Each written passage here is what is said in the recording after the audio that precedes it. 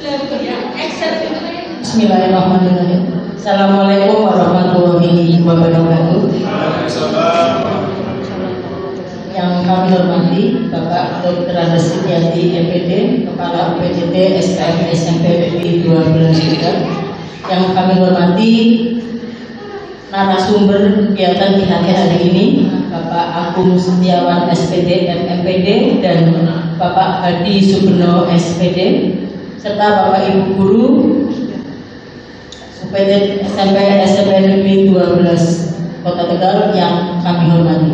Alhamdulillahirabbil alamin, puji syukur senantiasa kita panjatkan kehadiran Allah Subhanahu wa taala yang pada kesempatan hari ini sudah memberikan rahmat, hidayah dan nikmat kepada kita semua, terutama nikmat Islam, nikmat iman dan nikmat sehat, sehingga pada kesempatan siang hari ini kita bisa mengikuti acara in-house training, yaitu budaya positif pembelajaran berdiferensiasi dan asesmen kurikulum merdeka dalam keadaan sehat walafiat. Salawat dan salam senantiasa kita sanjungkan kepada Nabi Muhammad SAW yang insya Allah syafaatnya kita nanti-nantikan di yaumil qiyamah nanti. Bapak Ibu yang kami hormati, sebelum acara dimulai akan saya bacakan susunan acara pada siang hari ini. Pertama, pembukaan, 2 sambutan kepala sekolah, 3 acara inti, dan yang keempat penutup. Bapak Ibu, marilah kita buka acara pada siang hari ini dengan bacaan basmalah bersama. Bismillahirrahmanirrahim. Terima kasih, mudah-mudahan dengan bacaan basmalah tadi akan memperlancar acara kita pada siang hari ini dan mendapat ridho dari Allah Subhanahu wa taala. Amin. Bapak Ibu yang berbahagia, menginjak acara yang kedua yaitu sambutan yang akan disampaikan oleh Bapak Dr. Andes Setiati MPD selaku Kepala UPTT SMP Negeri 12 Tegal. Kepada beliau dipersilahkan.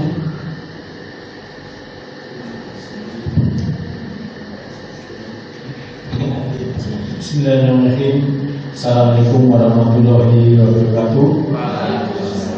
Alhamdulillahirabbil alamin wassalatu wassalamu ala asrofil anbiya'i wal mursalin sayyidina Muhammadin wa ala alihi washabihi ajmain. Bapak Ibu yang saya hormati,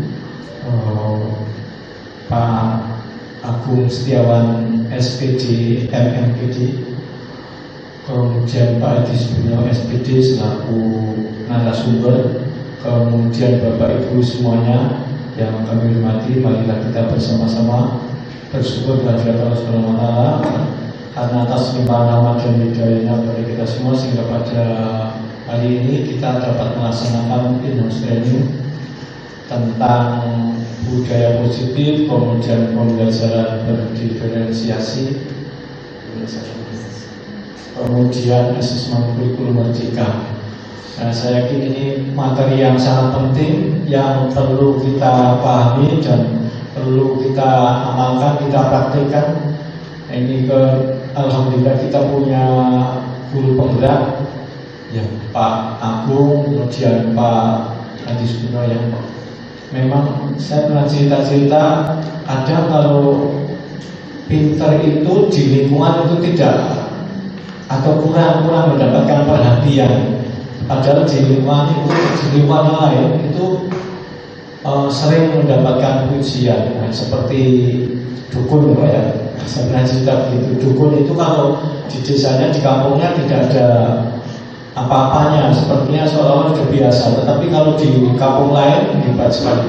Sama, kita sebenarnya juga memiliki guru yang hebat, ya Pak Agung, Pak Fian dan seterusnya. Sebenarnya banyak di sini di SMP 12 banyak sekali guru yang hebat. Nah, hanya kadang kita itu tidak mengerti atau kurang menghargai di antara kita. Mungkin karena kita mengetahui kesehariannya. Padahal ketika kita menilai seseorang itu mestinya bukan kekurangannya, tetapi kelebihan ilmunya, kelebihan yang lain yang perlu kita nilai, sehingga kita akan selalu berpositif thinking. Jadi kita selalu akan berprasangka yang baik. Nah, tetapi ketika karena kita sudah hafal, yaitu yang kadang ada orang yang hebat di sekitar kita, tetapi kita tidak respon. Itu sayangnya begitu.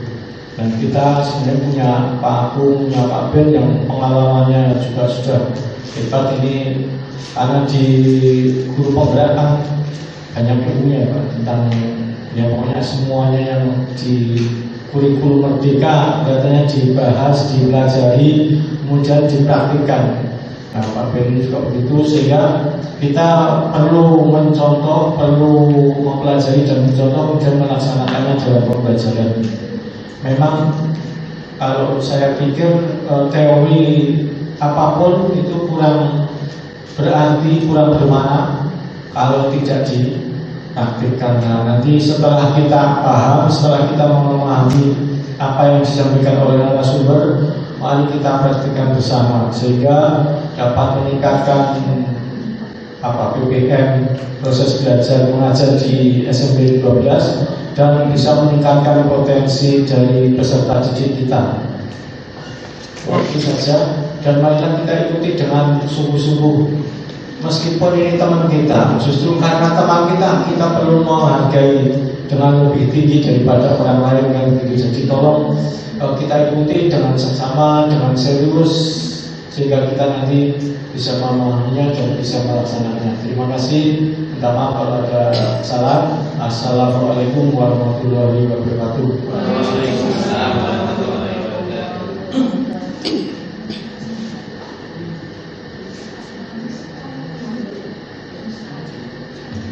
Terima kasih Bapak Dr. Andes Setiadi MPD yang telah memberikan sambutannya. Bapak Ibu yang kami hormati, acara yang ketiga yaitu acara inti penyampaian tentang budaya positif pembelajaran berdiferensiasi dan asesmen kurikulum Merdeka yang akan disampaikan oleh narasumber kita. Beliau adalah calon guru penggerak. Kepada Bapak Hadi Subeno SPD dipersilakan. Waktu sepenuhnya kami serahkan ke Pak Benor. Silakan Bapak Ibu untuk mengikutinya. Mudah-mudahan nanti bisa bermanfaat bagi kita semua. Dan kalau ada yang tidak jelas berarti harus ditanyakan. Monggo Pak Benor dipersilakan. Baik. Assalamualaikum warahmatullahi wabarakatuh. Alhamdulillah pada kesempatan kali ini kita bisa berkumpul lagi, bisa saling berbagi di sini dengan keseharian kesibukan kita untuk memberi pelayanan pendidikan kepada peserta didik kita. Kemudian di kesempatan kali ini kita bisa untuk berkolaborasi, berdiskusi, saling berbagi mengenai hal-hal yang akan kita bahas pada hari ini, yaitu tentang budaya positif. Dan budaya positif ini sebenarnya mungkin Bapak Ibu juga sudah melakukan dan sering melakukan, cuma kadang kita tidak tahu dengan istilah-istilahnya. Nanti setelah dipaparkan, setelah kita tahu, oh ternyata saya sudah melakukan. Bahkan mungkin lebih ke kesannya lebih ke guru BK yang melakukan. Padahal itu juga tidak hanya guru BK, tapi kewajiban kita sebagai pendidik untuk menciptakan budaya positif baik di kelas maupun di luar sekolah adalah kewajiban kita agar peserta didik kita juga bisa otomatis sesuai dengan tujuan kita untuk lebih baik, ya lebih berkarakter, lebih berkualitas. Ya, mungkin sebelum ini kita mengemaskan otot-otot dulu. Tadi mungkin sudah sibuk di sana di kelas, ya, biar tidak ngantuk karena ini juga sudah, saya kira jam-jam rawan juga. Kita ice breaking dulu. Mohon Bapak Ibu silakan berdiri dulu sebentar.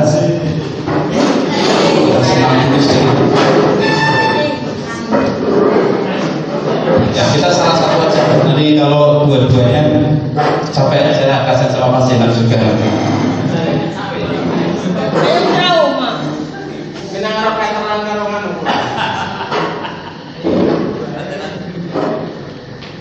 Nanti silakan ikuti gerakannya nih Bapak Ibu.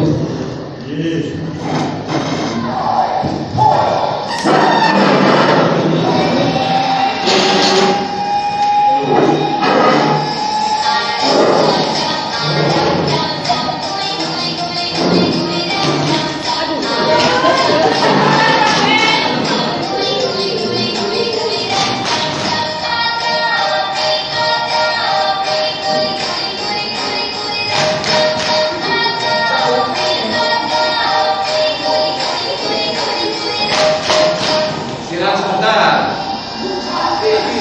Kalimat ini kayaknya.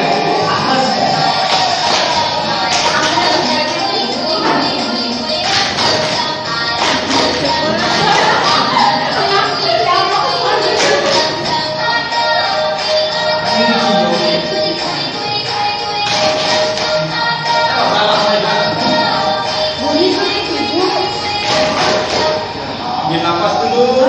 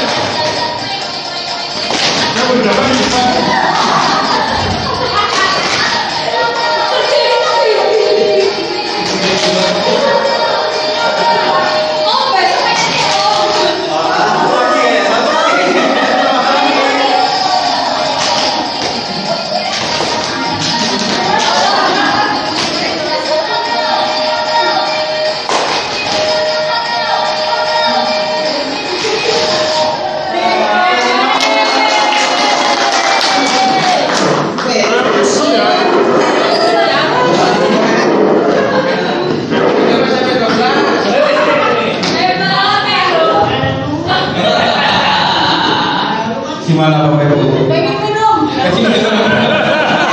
kita minum. Oke, ada satu lagi sebenarnya, cuma satu lagi butuh gerakan keliling, lebih capek lagi nanti untuk lain kali.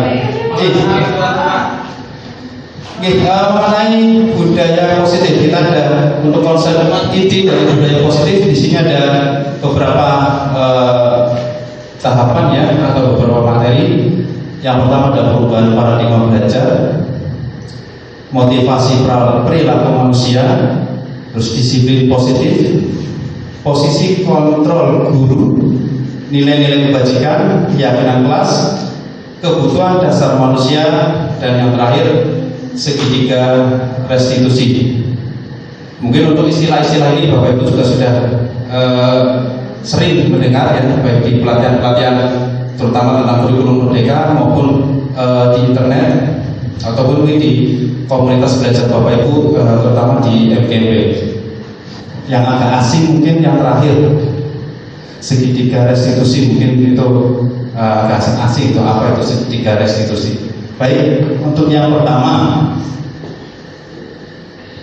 nah, pembelajaran paradigma dengan paradigma baru. Seperti diketahui bahwa Menteri Pendidikan kita telah meluncurkan kurikulum, program kurikulum merdeka sampai episode keberapa, sekian kalinya terus berkembang, dan inti dari kurikulum merdeka adalah membentukkan profil pelajar Pancasila.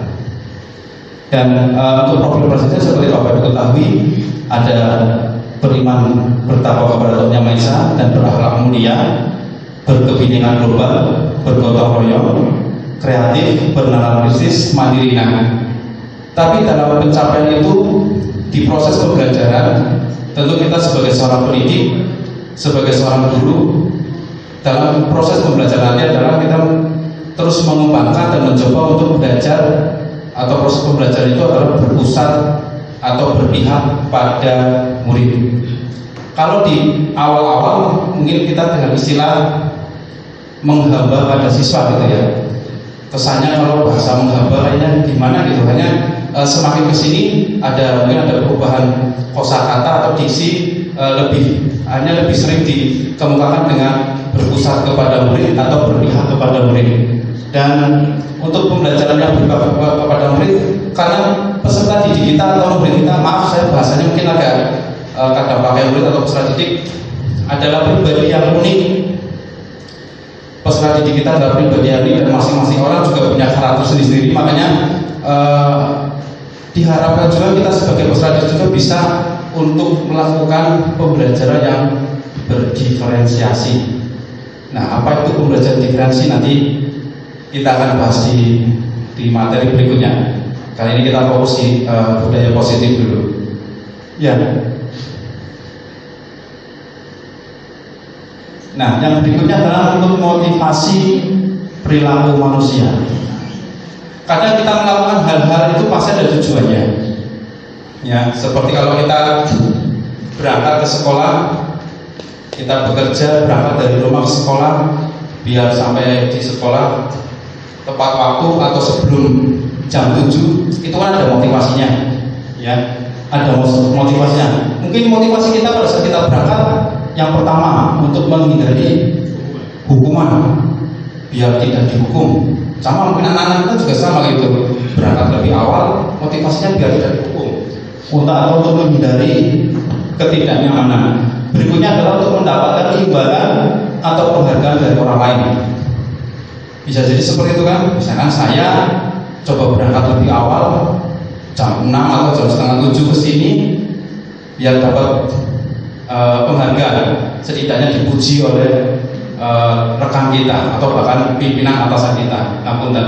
Ya itu. Terus berikutnya adalah untuk menjadi orang yang mereka inginkan dan menghargai, bisa ketik ini, menghargai diri sendiri dengan nilai-nilai yang mereka percaya. Kalau ini lebih fokus pada niat dari diri kita sendiri. Kita memang berangkat.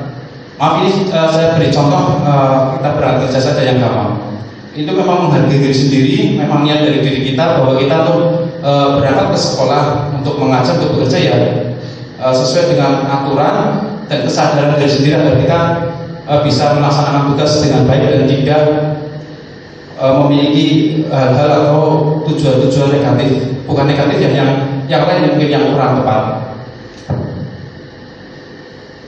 Nah, ini ada contoh di sini.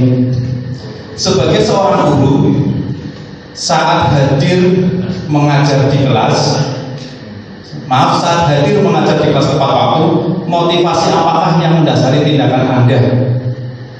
Pilih salah satu dari jawaban motivasi berikut. Apakah yang pertama, tidak ingin ditegur oleh atasan dan kemudian mendapat surat peringatan? Atau yang kedua, ingin mendapatkan pujian dari atasan dan mendapat penghargaan sebagai karyawan atau guru berprestasi? Atau yang ketiga, ingin menjadi orang yang menghargai waktu, menghargai diri sendiri, dan sebagai teladan bagi murid-murid? Monggo, mungkin Bapak Ibu bisa merenung sendiri apa ya? Dan saya kira jawabannya juga di antara tiga ini. Tiga-tiganya. Oh, tiga-tiganya. Tiga-tiganya masuk semua. Tidak ingin ditegur, iya. Ingin mendapat pujian juga iya. Bahkan menghargai diri sendiri, iya. Tiga-tiganya berarti. Ya, ternyata untuk motivasi kejadian tertentu itu tidak hanya salah satu ya, tidak hanya salah, tapi ketiga-tiganya mencakup itu semua. Dan itu sebuah mungkin kesatuan ya. Tapi kadang di masing-masing pribadi kita juga ada yang salah satu, bisa jadi. Karena tadi seperti yang kami sampaikan tadi di awal, tidak hanya murid ya, bahwa untuk manusia sebagai individu adalah mempunyai pribadi yang unik, karakteristik yang unik. Pak Agung walaupun sering dengan Pak Sena, saya kira karakternya juga berbeda, tidak sama persis. Bahkan contoh kemarin kita punya murid yang kembar, ternyata karakternya juga berbeda. Makanya ya, makanya setiap manusia mempunyai pribadi karakter sendiri-sendiri yang unik. Lanjut. Nah, bila di sekolah Anda tidak ada aturan yang mengharuskan guru datang tepat waktu dan tidak ada surat teguran bagi guru yang datang terlambat dan tidak ada atasan yang memuji Anda, apakah Anda akan tetap datang tepat waktu untuk mengajar murid-murid Anda? Lihat kembali jawaban dari motivasi Anda sebelumnya. Yang ini dari tiga itu, seandainya tidak ada aturan kalau guru harus datang tepat waktu, atasan juga tidak memuji, ya, tidak ada penghargaan, apakah kita akan tetap untuk melakukan atau melaksanakan hal-hal yang sesuai dengan hal-hal yang positif, atau bahkan ketiga-tiganya juga, atau lebih condong yang kemana Bapak Ibu? Nih, seandainya tidak ada aturan yang mengharuskan guru datang tepat waktu, tidak ada surat teguran juga untuk guru yang datang terlambat, tidak ada atasan yang menguji, apakah akan tetap datang tepat waktu? Iya, alhamdulillah iya. Ya, dengan mungkin dengan dengan alasan atau dengan motivasi yang ketiga ini ya, ingin menjadi orang yang menghargai waktu, menghargai diri sendiri dan sebagai teladan bagi murid-murid. Jadi kalau kita sudah punya itu dalam diri kita, saya yakin walaupun tidak ada aturan, kita akan tetap melaksanakan kewajiban kita dengan baik, ya. Dan itu bisa dilakukan dimanapun kita berada dan kapanpun. Ya, mungkin di sini di SMP 12. Katakanlah kalau Bapak Ibu sudah mempunyai karakter seperti itu, sudah bisa menghargai diri sendiri, menghargai waktu, ya entah itu maaf mungkin nanti bekerja di tempat lain, ya tetap akan seperti itu. Atau di lingkungan Bapak Ibu mungkin ada yang kurang baik, ya Bapak Ibu akan tetap di pendirian seperti itu. Pokoknya saya harus memang disiplin dari kesadaran dari diri sendiri, harus bisa menghargai waktu, menghargai orang lain, menghargai diri sendiri, dan kalau bisa, dan memang sebaiknya bisa untuk menjadi teladan bagi murid-murid kita, bagi anak-anak kita. Karena bagaimanapun juga anak-anak juga melihat dari apa yang kita lakukan. Seandainya kita disiplin, insya Allah juga anak-anak kita juga akan ikut mengikuti untuk berdisiplin lagi. Nah, untuk disiplin positif di sini, ya ada 3 di sini. Bahwa yang pertama, cara penerapan disiplin yang mengajarkan anak bertanggung jawab dan menumbuhkan kesadaran diri berdasarkan nilai-nilai kebajikan. Nah, apa itu nilai-nilai kebajikan? Bapak Ibu mungkin sebenarnya sudah tahu, sudah memahami, cuma ya tadi istilah-istilah itu saja yang kadang membuat kita apa sih itu? Ternyata setelah kita kayak gitu, kita juga sudah melakukan atau sudah tahu. Yang kedua, lebih ke arah disiplin diri yang dapat mengontrol diri dalam melakukan segala tindakan. Nah, kalau kita sudah bisa mendisiplinkan diri sendiri, tadi seperti yang saya katakan bahwa dimanapun, kapanpun ya kita akan tetap untuk bisa berdisiplin ya di dalam segala hal, entah itu waktu, entah itu kerja, apapun. Terus yang ketiga, dapat membuat murid memahami dan menyadari berdasarkan motivasi internal, bukan akibat paksaan, ujian atau hukuman. Nah ini seperti yang tadi, motivasi kita kadang datang tidak terlambat kan untuk menghindari hukuman biar dapat ujian. Tapi kalau sudah ada kesadaran dari diri sendiri, saya kira untuk masalah hukuman, ujian, saya kira itu bisa dikesampingkan, karena itu kita sudah mulai dari diri sendiri dulu. Ya, makanya saya yakin Bapak Ibu, saya juga berguru belajar sama Bapak Ibu yang sudah berdisiplin, yang kaitannya dengan disiplin apapun, baik waktu, disiplin juga dalam mendidik, juga disiplin dalam administrasi. Sampai saya sendiri ada malu, kok beliau, kok teman saya, rekan saya bisa, kok saya belum gitu. Dan itu masih jadi pembelajaran untuk saya agar bisa untuk dapat poin yang ketiga tadi, menghargai waktu, menghargai diri sendiri, dan bisa timbul dari kesadaran diri sendiri untuk berdisiplin. Nah, pemikiran kata disiplin menurut Ki Hajar Dewantoro, KHD ini saya singkat KHD, bahwa disiplin menurut KHD yaitu di mana ada kemerdekaan, disitulah harus ada disiplin yang kuat. Jadi yang namanya merdeka ternyata tidak kita bebas sebebas-bebasnya, tetap ada batasan, tetap ada disiplin yang dari diri kita yang kuat. Sungguh pun disiplin itu bersifat self disiplin, yaitu ketika sendiri, yaitu kita sendiri yang mewajibkan kita dengan sekeras-kerasnya. Jadi itu memang dari diri kita ya. Kalau dari orang lain kan paksaan ikutnya. Tadi karena dipaksa sama lingkungan atau dipaksa sama atasan, ya, atau tadi biar tidak mendapat teguran, makanya kita terpaksa untuk disiplin gitu. Ya masih bagus sih kalau terpaksa atau dipaksakan untuk disiplin. katanya kan awalnya dipaksa dulu, terus lama-lama bisa ya, bisa. Setelah dipaksa, lama-lama bisa. Setelah bisa, jadi terbiasa. Dan nih, sampai mana? Kita sendiri yang mewajibkan kita dengan sekeras-kerasnya, tetapi itu sama saja.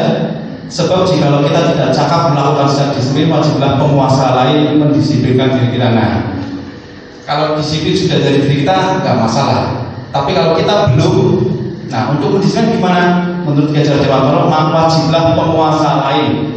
Penguasa dalam hal ini adalah, ya bisa jadi atasan kita ya. Kalau kita di lingkungan organisasi lembaga, kalau ada atasan, ada pimpinan, ya. Dan itu juga tadi karena kita yang belum bisa mendisiplinkannya, ya terpaksa penguasa atau atasan kita yang mendisiplinkan kita dengan aturan, yang akhirnya kita menjadi terpaksa untuk disiplin. Itu. Tapi itu sudah bagus kalau terpaksa, sudah mulai terpaksa untuk disiplin. Dan peraturan demikian harus ada dalam suasana yang merdeka. Selain dari atasan, itu juga ada peraturan. Nah, peraturan-peraturan itu kan juga bisa dibuat oleh memang atasan, oleh lembaga, atau atas kesepakatan kita yang nanti dijadikan sebagai aturan. Arti merdeka lebih lanjut yaitu merdeka itu tidak hanya terlepas dari perintah, tapi juga cara buat memerintah diri sendiri.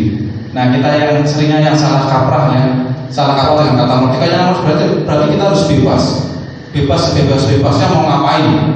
Tapi tidak, bebas juga harus cakap atau bisa untuk memerintah diri kita sendiri ya, untuk berdisiplin juga. Itu.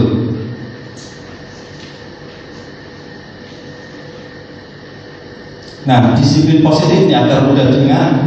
Ini arti dari disiplin ya.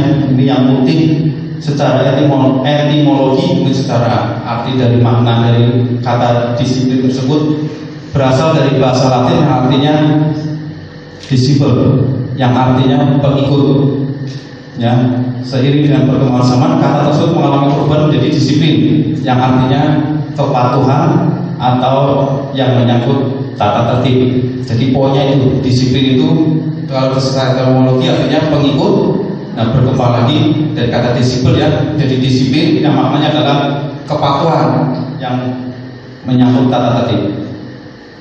Yang kedua, disiplin positif merupakan suatu cara penerapan disiplin tanpa kekerasan dan ancaman yang bertujuan untuk menumbuhkan kesadaran serta memberdayakan siswa tanpa imbalan atau reward, penghargaan, ancaman atau hukuman. Jadi kalau disiplin memang itu dari diri sendiri, kita seperti saya katakan tadi bahwa itu tidak ada dari faktor ini yang ideal ya, tidak ada faktor dari eksternal, itu dari dalam diri kita untuk memang untuk bisa untuk mendisiplinkan diri kita sendiri. Dan yang ketiga, sebagai pendidik, tujuan kita adalah menciptakan murid yang disiplin diri sehingga mereka berperilaku mengacu kepada nilai-nilai kebajikan universal dan memiliki motivasi intrinsik dalam perubahan perilaku ke arah yang lebih baik. Nah, tentu kita sebagai pendidik, ya kita juga tahu murid-murid kita juga sangat unik dan butuh perhatian ekstra. Nah, kita sebagai pendidik otomatis juga kita sudah didik. Syukur, alhamdulillah kalau kita sudah bisa berdisiplin dari dalam diri sendiri. Tapi kalau memang masih ada karena perintah dari atasan, ya kita kan juga bisa merasakan. Dan ke murid kita, ke pendidik kita juga bisa, terutama bapak wali kelas, bapak ibu wali kelas ya, untuk mendisiplinkan peserta didik yang lebih dekat selain bapak ibu guru mapel juga saya kira dalam proses juga sama untuk bisa mendisiplinkan peserta didik kita biar lebih lebih baik, karena bagaimanapun itu juga anak-anak kita.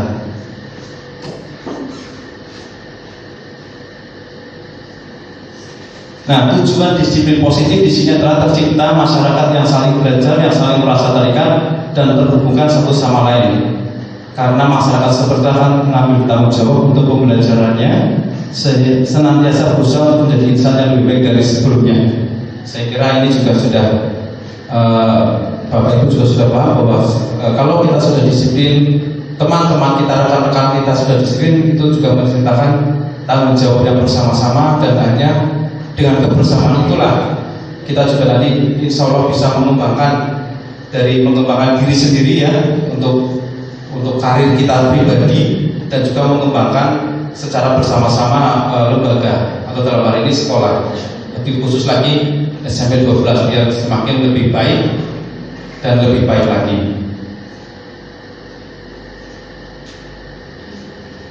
Nah, bagaimana menciptakan disiplin positif? Di sini ada beberapa tahap di sini dan mudah-mudahan juga bisa kita terapkan dan walaupun memang butuh perjuangan yang cukup ekstra. Nah, ini adalah posisi kontrol guru.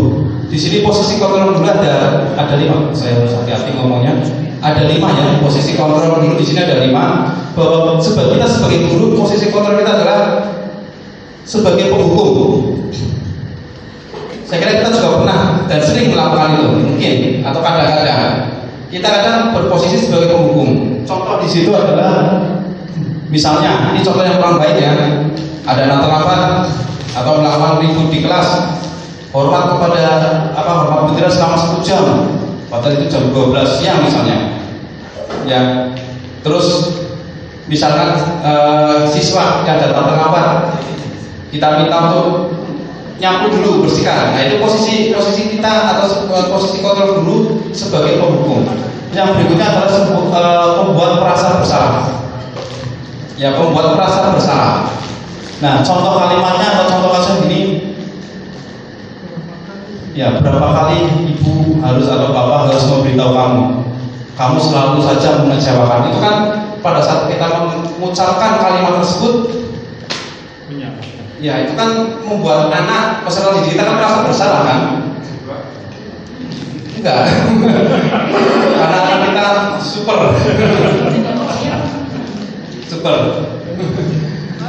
Iya. Kamu mengecewakan ibu, kamu selalu mengecewakan saya. Mungkin ada yang karakter yang unik yang butuh perhatian khusus, mungkin cuek ya. Tapi kalau memang yang biasa-biasa saja saya kira jadi merasa bersalah. Merasa bersalah ya. Dan masih banyak contohnya lagi sebenarnya. Dan kita juga kadang melakukan itu sama pada saat kita belajar di kelas, ya entah itu baik sebagai guru mapel maupun sebagai wali kelas, ada permasalahan yang sering kita hadapi tiap hari. Ya kita juga kadang atau bahkan saya juga melakukan itu. Yang berikutnya tadi sebagai penghukum, pembuat rasa bersalah, sebagai teman. Nah, sebagai teman. Nah, Bapak Ibu guru juga sering. Saya juga sering melihat kadang Bapak Ibu guru pada sama peserta didiknya itu memiliki posisi kontrol sebagai teman. Jadi peserta didik atau murid kita dianggap ya kayak teman. Sampai kadang kita saking enaknya ya betul-betul kayak teman, tidak ada guru dan murid gitu. Dan ini contohnya, ayo dong ikuti aturan sekolah, tolong bantu bapak ya atau bantu ibu ya. Sekali ini ya sudah tidak apa-apa, lain kali jangan sampai berbuat seperti ini lagi ya. Kita ngobrolnya jadi sebagai memposisikan sebagai teman. Dan di sini saya kira ini mungkin yang lebih mengena ke anak-anak, ya lebih mengena ke peserta didik posisi kita sebagai teman, karena dengan kita berposisi sebagai teman, kadang anak-anak juga lebih nyaman dan lebih enak untuk mengungkapkan sesuatu. Dan itu juga Bapak Ibu juga sering lakukannya. Berikutnya adalah sebagai pemantau. Jadi contohnya kamu sudah melanggar peraturan sekolah, kamu tahu konsekuensinya.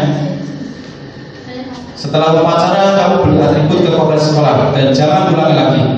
Ya, sebagai pemantau. Jadi di sini Bapak Ibu ini juga sudah sering Bapak Ibu lakukan. Ya, dengan kasus ini bahkan tadi pagi ya juga seperti saya pribadi tadi pagi juga seperti itu. Pada saat ada tadi yang berdiri menghadap utara, saya bilang setelah upacara nanti kamu beli atribut itu, beli topi gitu di koperasi. Anak bilang masih ada Pak, masih. Ya Pak, uangnya ada nggak? Ada. Alhamdulillah nanti beli. Malah ada yang pas saya beli sekarang saja biar nggak berdiri di menghadap ke utara. Ya saya persiapkan, ya saya sana beli gitu. Dan yang kelima sebagai manajer, dan ini juga Bapak Ibu lakukan. Jadi 5 posisi kontrol guru ini sebenarnya juga Bapak Ibu sudah melakukan semua. Ini juga sering pada saat kita mengajar, ini hanya contoh saja, apakah kamu tahu kesalahanmu? Kira-kira bagaimana kamu memperbaiki kesalahanmu? Ya, ini kan juga posisi kontrol guru yang sebagai manajer, dan ini juga sudah saya yakin Bapak Ibu kelima-limanya itu sudah melakukan semua.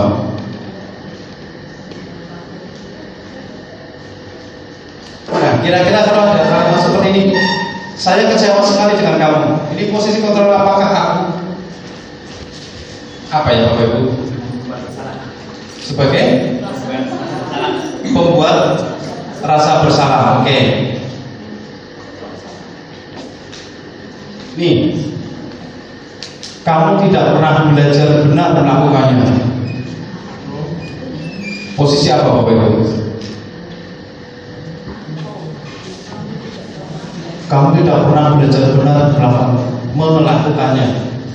Posisi kontrol seperti apa ini? Apakah masih pembuat rasa bersalah? Kalau masih itu pagi nanti ada penghukum, pembuat merasa bersalah, terus teman, pemantau, terakhir manajer. Nah, kalau yang ini apa kira-kira Bapak Ibu? Pemantau. Ternyata memang sudah memahami, dan karena ini hal-hal yang sebenarnya sudah dilakukan. Apa rencana penyelesaian masalah ini? Manajer. Ayolah lakukan lebih Bapak sebagai teman. Capir ya. Capir jatah. Nah, dengan ini kan ternyata Bapak Ibu sebenarnya dalam keseharian sudah melakukan semua kan. Cuma karena dengan istilah-istilah ini kadang kita yang bingung. Nah, setelah ditelaah, oh ternyata itu ya sering kita lakukan 5 ini semua.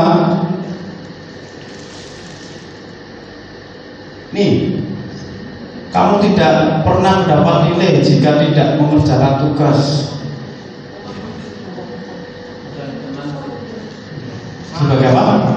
Pembuku. Apa pemantau? Kamu tidak pernah mendapat nilai jika tidak mengerjakan tugas. Kalau melihat dari bahasanya pakai kamu, berarti posisinya berbeda Pak. Ini kayaknya pemantau juga. Pemantau. Terus bahasanya kamu sih ya. Iya. Harusnya gimana Pak bahasanya?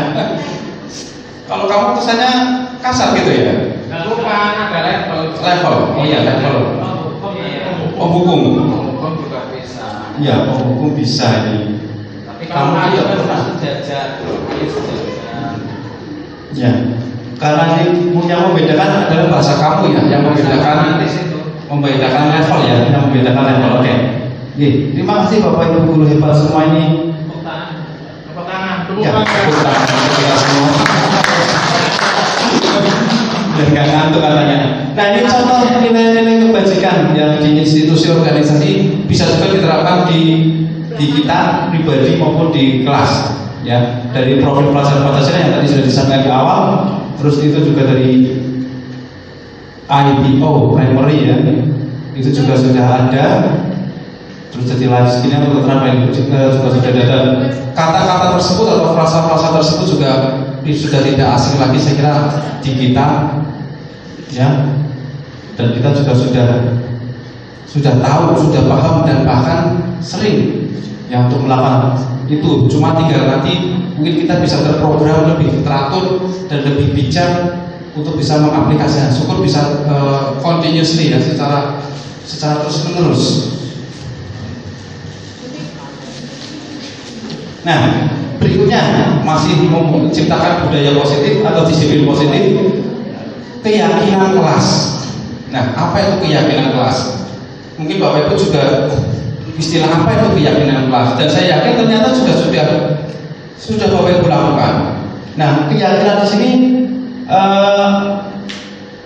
kalau menurut kalimat di situ adalah mengapa keyakinan kelas, mengapa bukan peraturan kelas. Ternyata keyakinan kelas dan peraturan itu beda. Kalau peraturan biasanya itu sudah dibuat oleh lembaga ya, atau atasan dan sifatnya memaksa. Tapi kalau keyakinan itu adalah dari kesadaran, dari kesepakatan kita. Makanya kadang juga ada keyakinan kelas, ada istilah lagi kesepakatan kelas. Nah, kalau dari kesepakatan mungkin bisa lebih sadar. Anak juga untuk menciptakan budaya itu lebih sadar, lebih nyaman, lebih enak daripada dengan peraturan yang memaksa. Tapi itu juga sekali lagi itu juga tergantung dari kondisi atau karakteristik dari masing-masing individu. Keyakinan lalu lintas. Bukan peraturan lalu lintas. Nah, keyakinan ini bersifat abstrak, berupa pernyataan universal, dibuat dalam pernyataan positif, yang pernyataan kalimat-kalimat yang positif yang tidak pakai kata dilarang atau jangan atau tidak, tapi coba pakai kalimat yang positif. Terus sedikit ya, bukan sedikit banget, ternyata hanya satu atau dua ya sedikit dalam artian bisa mencakup secara keseluruhan sesuai dengan kondisi kelas dan sekolah sehingga mudah diterapkan dan semua warga sekolah, warga kelas dilibatkan. Nah, karena dilibatkan jadi maksudnya adalah tadi kesepakatan kita sebagai wali kelas atau sebagai guru makol pada saat membuat keyakinan kelas hanya membimbing, mengarahkan, memantau, menuntun agar anak juga punya ide, bisa mengungkapkan ide, mengungkapkan pikirannya, kira-kira keyakinan kelas apa yang bisa disampaikan dan diterapkan. Nah, ini contoh, jujur saya sendiri karena ini kemarin juga baru belajar ini dan saya belum terapkan. Insya Allah minggu depan saya akan mencoba menerapkan ini ya pada peserta didik. Gak kelihatan ya? Terlalu kecil. Kelihatan. Yang ini kelihatan judulnya. Judulnya kelihatan.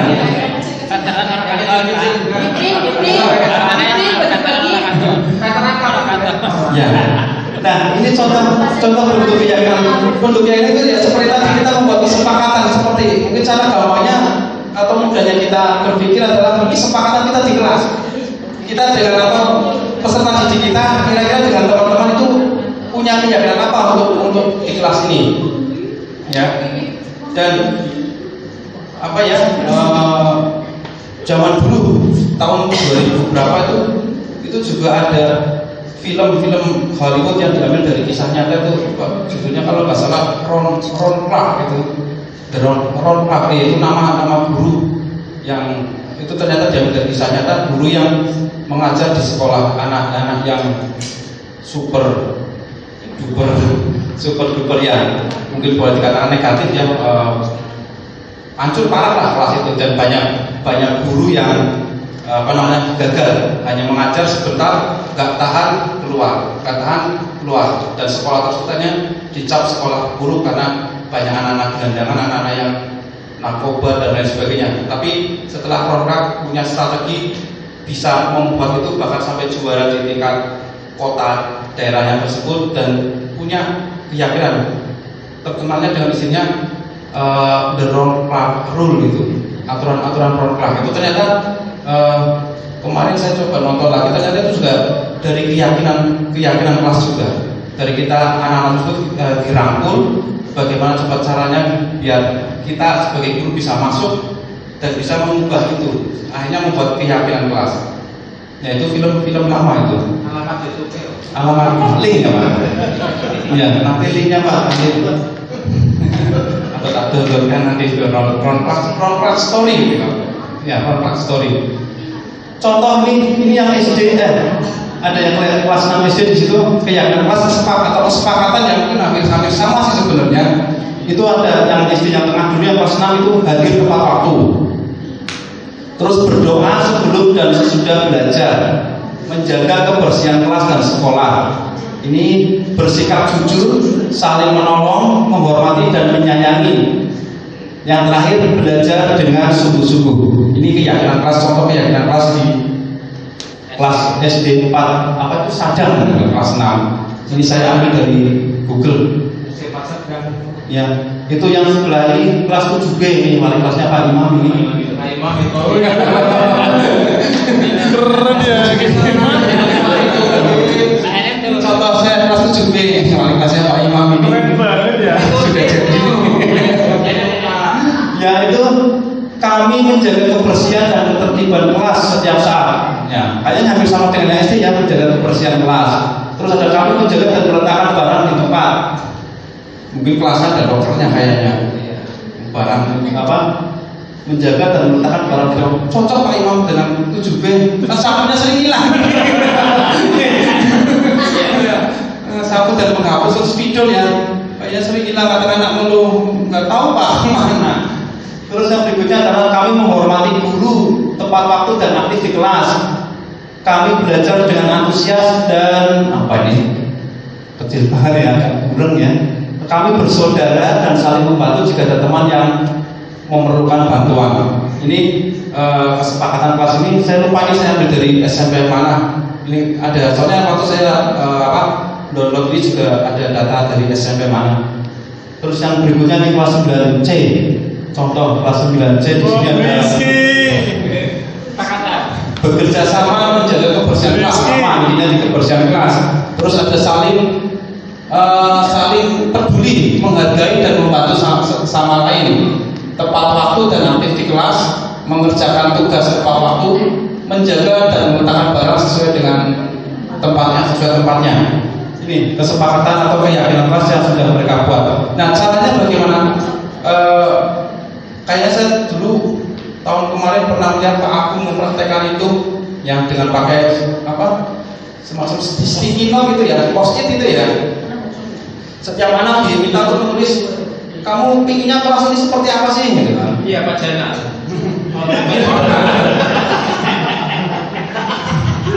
Pak, soalnya Pak Agung sempat pamer ke saya. Pak, kita gawe kayak gini kayak gitu. Oh, katakan ngomong.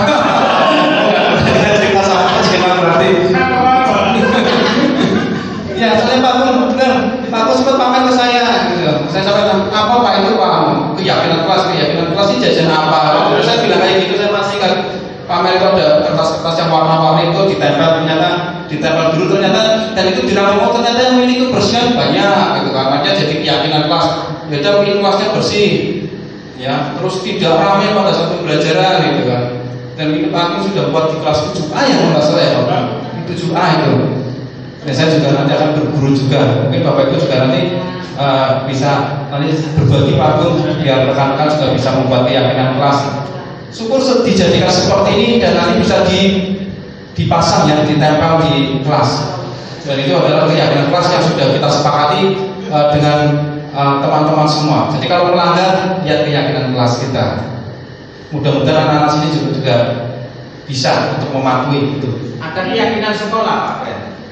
Nah, itu nanti di budaya positif itu kan juga nanti jadinya ini kan contoh keyakinan kelas. Dan keyakinan kelas juga bisa dijadikan untuk di lembaga institusi yang ada menjadi budaya positif di lingkungan atau lembaga atau sekolah tersebut kalau kita lebih fokus ke situ. Ya, nanti cobalah kita buat keyakinan itu.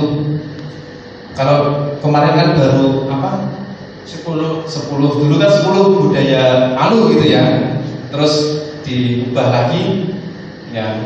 Nah, mungkin ke depan kita coba seperti ini, membuat keyakinan. Jadi itu benar-benar dari kita ya, kita mengungkapkan ide, pikiran kita untuk individu kita pribadi dan juga untuk lembaga bersama rekan-rekan biar lebih baik. Mungkin nanti kita bisa coba banyak. Nanti saya juga akan belajar ke Pak Agung dulu untuk dalam lingkup yang kecil dulu di kelas. Nanti kelas mungkin insya Allah bisa. Nah, kita kapan nanti mungkin di sebelum ajaran baru ya, saya kira itu tepat momennya untuk bisa membuat keyakinan sekolah gitu.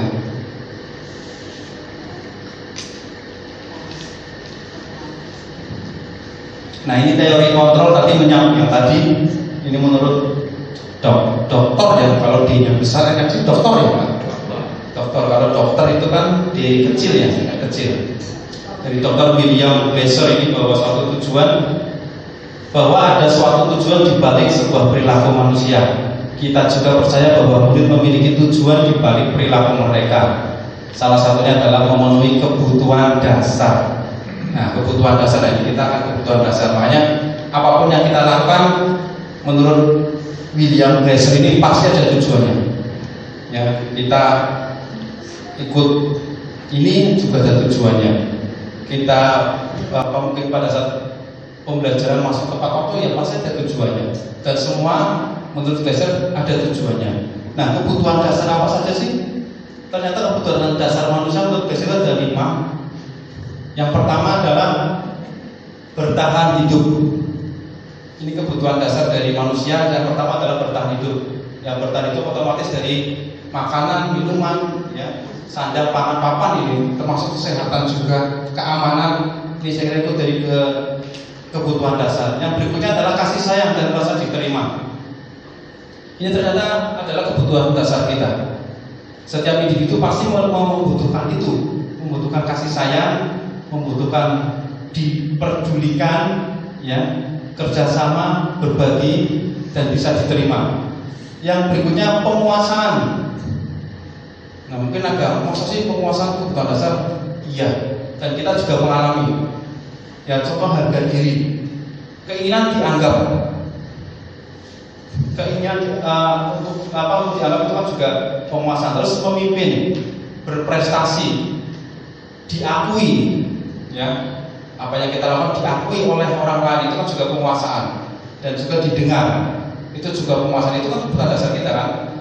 Kita dalam sebagai guru pada saat menjelaskan kan penguasaan yang harus didengar sama anak-anak kita, sama murid-murid kita. Ya, itu kebutuhan kita. Terus yang berikutnya kebebasan, mandiri, memiliki pilihan, mencoba hal baru, mampu mengendalikan arah dirinya. Dan itu juga kebutuhan dasar kita.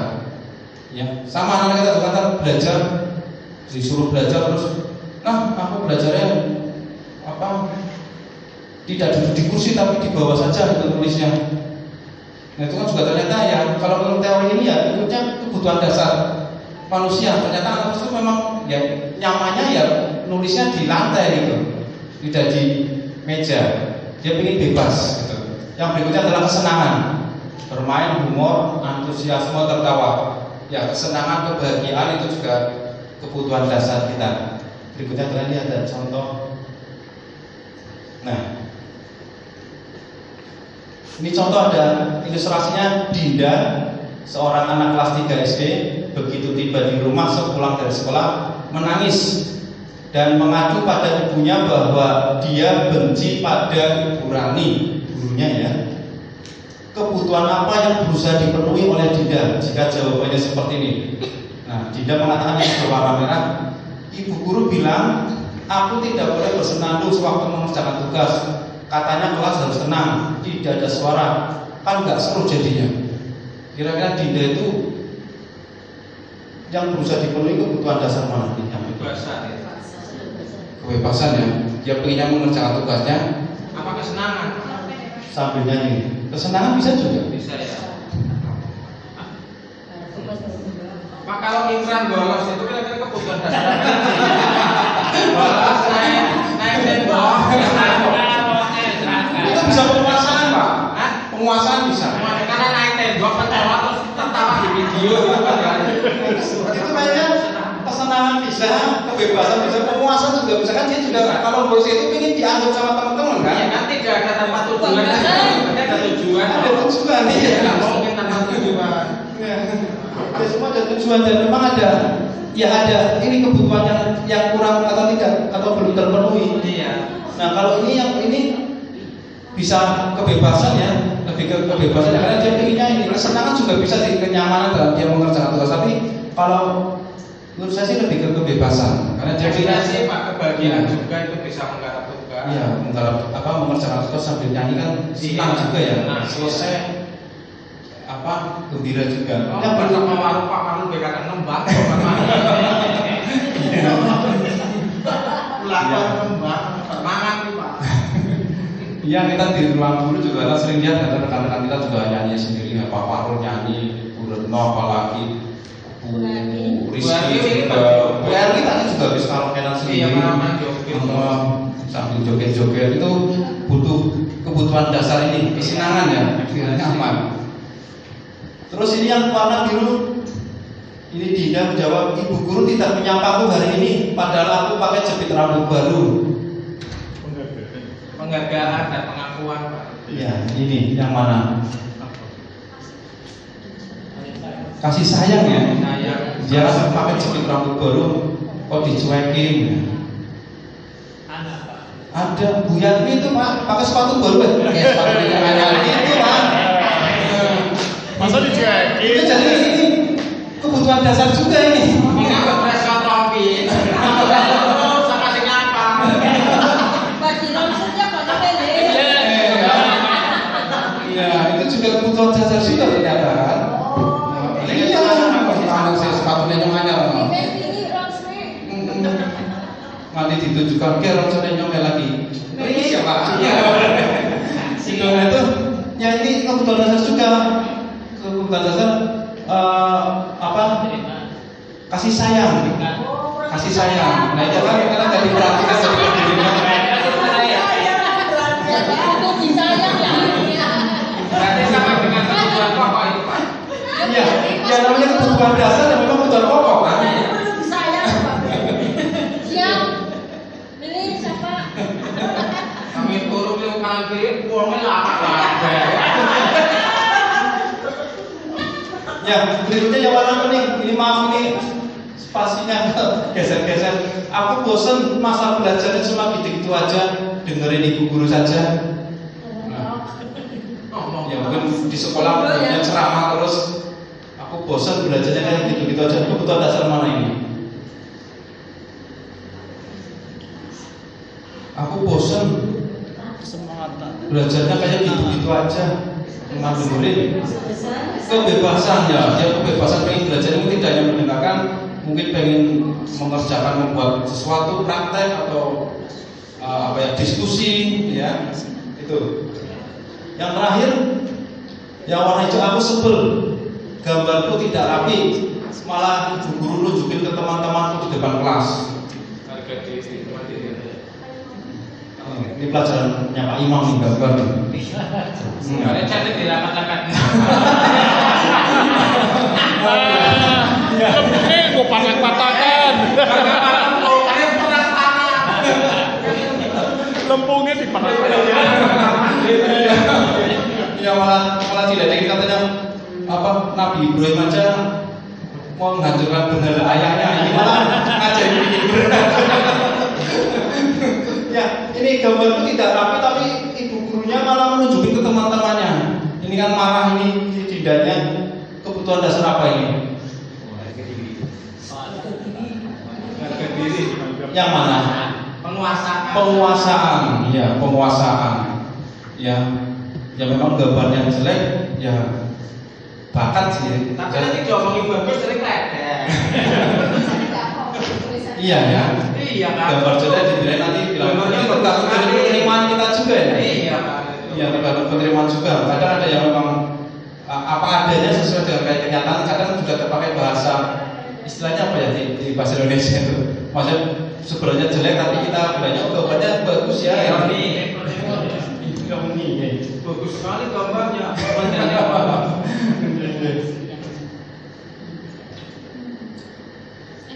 Ini paradigma stimulus respon ini saya kira cepat saja karena ya ini hanya apa namanya pola pikir kita ya, mindset kita yang berubah bahwa realitas kebutuhan kita sama, kita coba dengan realitas kebutuhan kita berbeda. Yang masing-masing tadi karena setiap individu adalah karakteristik yang unik, tidak bisa disamakan. Paling kita bisa mengakomodir semua perbedaan. Berikutnya semua orang melihat hal yang sama, ya mindset kita rubah. Setiap orang memiliki gambaran berbeda. Terus kita mencoba mengubah orang agar berpandangan sama dengan kita. Ya kita berusaha memahami pandangan orang lain tentang dunia.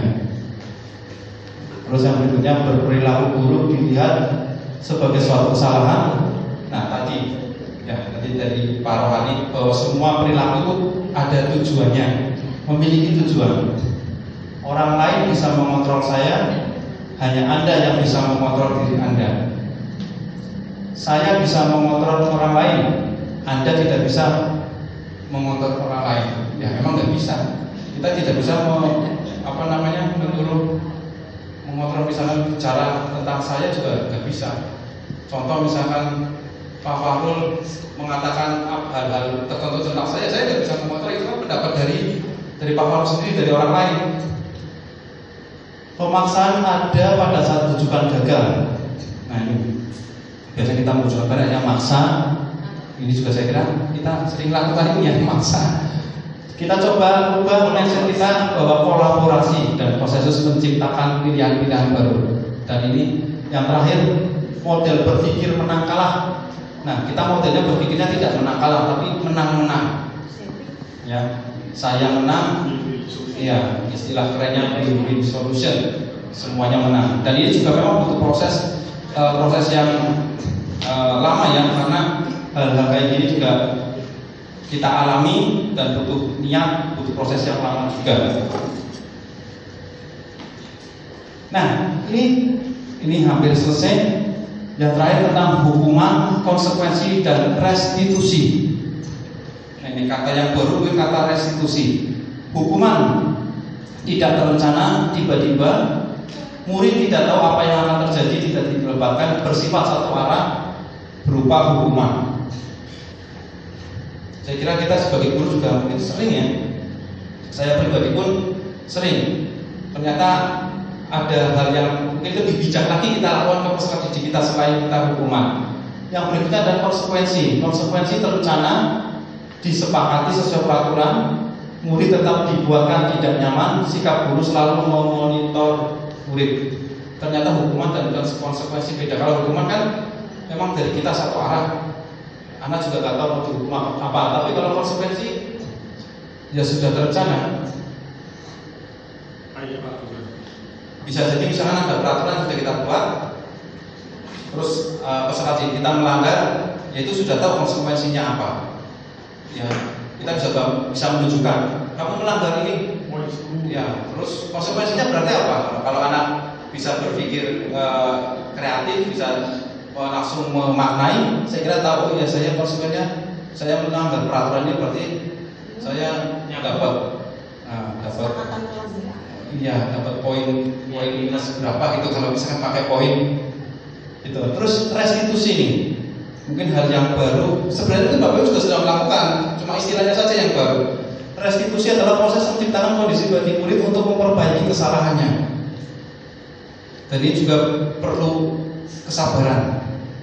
Itu aku sudah pernah mencoba secara real, saya juga pernah mencoba secara real, butuh kesabaran. Dan kadang tidak berhasil atau belum berhasil mungkin yang belum berhasil mungkin caranya yang kurang tepat, dan itu juga perlu diolah lagi. Butuh waktu lama ya Pak. Karena tadi kita peserta didiknya luar biasa. Proses kolaboratif yang mengajarkan murid untuk mencari solusi sendiri. Nah, kan butuh untuk mencari solusi sendiri kan kita butuh apa ya? Butuh teknik juga caranya gimana. Makanya ini biasanya malah guru BK yang mungkin yang lebih sering mempraktekkan ini. Mungkin juga sudah tidak asing dengan istilah ini restitusi. Iya, Teh.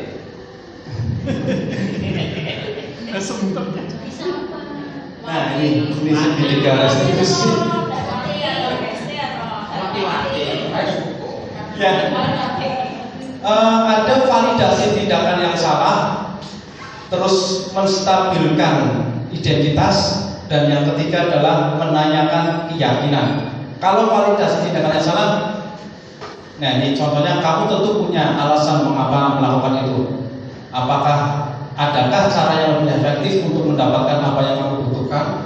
Atau kadang kita juga bisa cerita dengan cara pengalaman pribadi ya. Misalkan ada anak terlambat, saya juga cerita, ya Pak Guru dulu waktu sekolah juga pernah terlambat, bahkan sekarang kalau ngajar juga pernah terlambat. Ya, setiap manusia, yang namanya manusia kan tidak luput dari kesalahan. Kita coba mulai dari itu, mencoba menumbuhkan keyakinan di pikiran anak-anak, apa istilahnya ya? Kalau di KBK itu kayak building knowledge of field gitu ya, membangun pengetahuan di pikiran. Terus menstabilkan identitas ini. Setiap orang pasti melakukan salah, kamu bukan satu-satunya yang pernah melakukan ini, dan menanyakan keyakinan ikhlas apa yang telah kita sepakati, kamu ingin menjadi orang seperti apa. Nah, kalau sudah ada keyakinan kelas tadi sudah dibentuk, mungkin untuk melakukan segitiga restitusi ini bisa lebih gampang karena sudah ada keyakinan yang sudah dibuat dulu, yang sudah disepakati dulu. Jadi kalau misalkan ada peserta didik kita yang melanggar, ya kita bisa menanyakan, nah kamu berarti masih ingat dengan keyakinan kelas kita itu dulunya Pak bulan kayak gitu, keyakinan kelas yang apa gitu kan. Nah terus setelah itu anak akhirnya kan sadar, ya Pak saya melanggar keyakinan kelas atau keyakinan kelas ini belum terpenuhi, belum bisa saya laksanakan. Nah baru dicari agar anak punya bisa kreatif, bisa inovatif, atau istilahnya solutif ya. Solutif kayak siapa Tejo bisa memiliki alternatif solusi sendiri untuk bisa menyelesaikan masalah yang tadi. Keyakinan kelasnya misalnya terlambat. Loh, masalah kenapa terlambat? Biasanya anak tersebut karena tidurnya malam Pak, main HP. Nah keyakinan kelasnya apa? Ya keyakinan kelasnya datang tepat waktu yang belum terpenuhi. Nah terus nanti gimana solusinya? Ya solusinya biasanya nanti bermain HP-nya akan lebih diatur lagi waktunya, tidurnya jangan malam-malam, terus bangun lebih awal. Misalkan seperti itu kan jadi anak sudah bisa mempunyai atau memiliki alternatif ide, alternatif jawaban atau alternatif solusi dari masalah yang ada.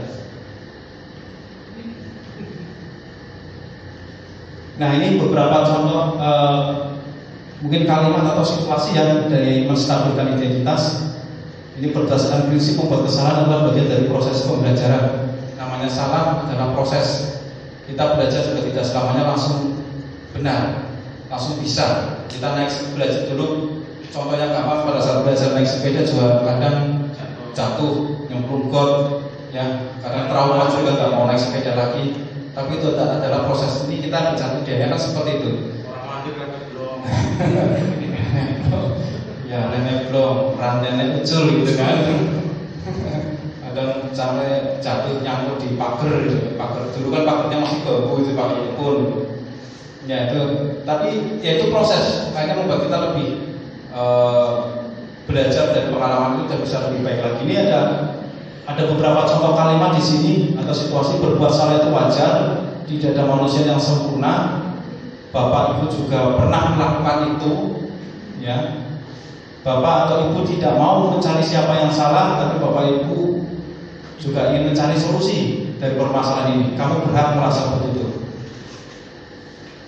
Ini yang validasi tindakannya. Kamu pasti punya alasan. Nah, ini validasi berarti setelah dijelaskan atau mungkin kita olah, kita pikirannya kita pancing biar bisa mengetahui kesalahannya apa, baru nanti dicari alasannya.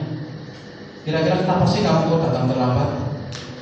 Nah, terus kalau itu kan padahal kamu bisa melakukan lebih buruk dari ini. Jadi kan pakai bahasa bisa melakukan lebih buruk dari tadi kan tidak dilakukan. Kenapa ya? Gitu kan. Mencoba anak juga berpikir bisa, karena saya pribadi yang saya temui pada saat ini adalah ternyata anak kita kadang susah untuk mengungkapkan perasaan, ide, gagasannya. Padahal mungkin di pikiran ada, tapi pada ditanya kenapa sih? Pak, nggak apa-apa. Paling nggak yang kayak gitu toh. Dan kita coba pancing terus. Dan kadang juga mungkin kurang jujur ya. Misalnya terlambat, ditanya kamu terlambat? Enggak terlambat. Tadi habis dari belakang kok, gitu kan. Berangkat tadi itu kan, karena kita juga bisa. Ya mungkin ini kayaknya BK ini yang lebih sering mempraktekkan ini dan mengetahui ini. Rekaman ini. Nah, tapi kita kan juga sebagai guru mapel, guru kelas kan juga harus bisa seperti itu juga, ya. Karena kita juga yang berhadapan tiap hari dengan murid-murid kita. Ini yang menanyakan keyakinan, keyakinan kelas kita, mengingatkan lagi keyakinan kelas yang sudah disepakati apa, terus nilai-nilai yang disepakati bersama apa, terus kamu ingin menjadi orang seperti apa. Nah ini juga sambil memancing kita agar kamu juga bisa menemukan solusi atau alternatif solusi dari permasalahan yang sudah atau keyakinan kelas yang sudah atau yang belum terpenuhi. Yang terakhir kayaknya ini contoh kasus ini.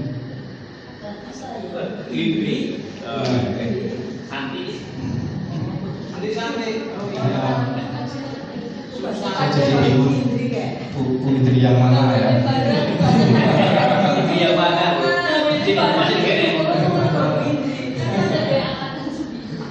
Ya, ini laporan bahwa Risma ini untuk pembelajaran, ini contoh untuk yang SMA ya. Kemarin sebenarnya ada beberapa contoh. Contohnya apa yang sering kita temui adalah ya pagi anak-anak terlambat. Itu yang sering. Dan kadang-kadang saya pribadi belum bisa, ini perlu belajar lagi. Mungkin Bapak Ibu punya tekniknya lebih. Ini contoh kemarin ya coba saya rawas skenario tapi masih kurang dari sempurna. Hah? Bukan, kafir. Saya kalau panggil kafir. Ini adalah skenario-nya bahwa Safira ini membuat nangis temennya.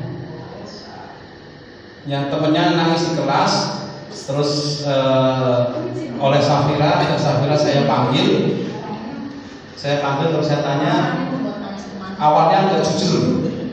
Saya tanya, Safira tahu kenapa saya panggil kemarin? Jawab tidak tahu Pak. Nah, hanya saya langsung itu Alisa, saya pakai nama Alisa di kelas nangis. Alisa kebetulan di sini sekarang adalah teman sekelas dari Safira. Alisa di kelas nangis, kenapa? Di sini Safira jawab tidak tahu. Saya tanya lagi, coba jujur aja kenapa? Ternyata Alisa itu nangis habis diledekin ya. Ini punya bullying atau enggak? Habis diledekin sama Safira gara-gara Alisa itu ulangan nilainya rendah. Dapat nilai, saya tanya, Alisa dapat nilai berapa? 40. Lah kamu, maksudnya Safira 90. Lah terus, hanya saya mencoba dengan segitiga resesi menjelaskan ya. Saya di sini mungkin suaranya kurang jelas karena tidak terhubung dengan ini. Saya tanya, tadi sudah dicoba betul nggak mau nyambung Pak? Saya coba tanya, enak ya, kayaknya seneng ya kalau ngeledekin temennya. Iya Pak, seneng. Gitu. Ya sama, saya juga seneng ngeledek. Cuma kan ternyata ada hal-hal yang baik itu juga menyerempet atau hampir ke bullying. Nah, ternyata alasan Safira untuk melakukan mengejek itu apa? Alasan Safira sebenarnya alasannya itu baik. Dia ingin Alisa itu nilainya baik juga, ingin belajar jangan main HP terus itu. Alasannya ternyata baik, tapi caranya yang salah, yang kurang pas, sehingga membuat Alisa itu nangis. Nah gitu. Nah terus setelah itu ya saya tanyakan, ada nggak keyakinan kelas mana yang belum terpenuhi? Di sini Safira menjawab keyakinan kelasnya, keyakinan kelas menyayangi teman ya, dan sama-sama untuk saling membantu untuk belajar gitu. Dan solusi yang Safira temui, yang Safira munculkan, saya tanya kira-kira ada nggak alternatif nanti ke depan gimana dengan kejadian seperti ini? Alisa nangis, dari Safira mengatakan ya saya akan minta maaf ke Alisa, dan ke depan saya kalau mau ngomong ke teman bahasanya hati-hati, bukan mengejek tapi tetap menyemangati dan bisa belajar bersama. Itu ada dua yang video sebenarnya, ini satu yang dicoba. Yang pertama masalah terlambat. Makanya mungkin Bapak Ibu guru di ruang guru kadang ada guyonan, kamu terlambat berapa kali gitu kan? Jawabannya terlambat 3 bulan gitu. Maksudnya sudah terlambat 3 kali gitu. Nah terus alternatifnya apa? Ini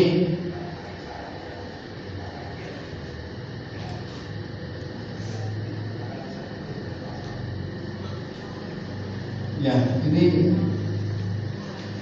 singkat paling sekitar 3 menit atau 4 menit.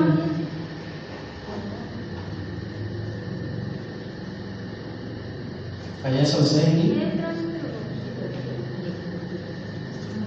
Nah, ini untuk penutup bahwa dalam penerapan program disiplin positif hendaknya guru memiliki standar kepribadian profesional dan sosial yang baik, dimanapun guru mampu merefleksikan dirinya dalam posisi kontrol saat ini, bagaimana dirinya menjadi among atau manajer yang menuntun murid-muridnya menjadi insan yang mandiri, merdeka, dan bertanggung jawab bisa ambil dari standar nasional pendidikan kalimat-kalimat ini.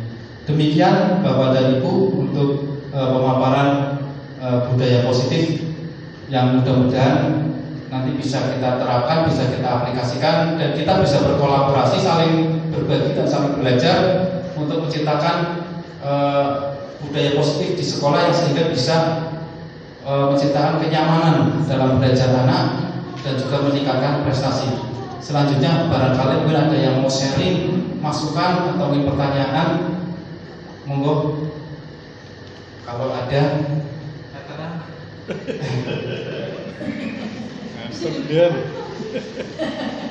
Mangga sekolah rasa lambat sebelum bergerak tunggu.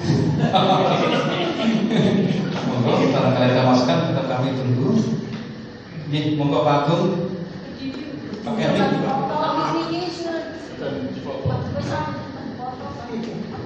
Terima kasih pada pembawa acara. Assalamualaikum warahmatullahi wabarakatuh.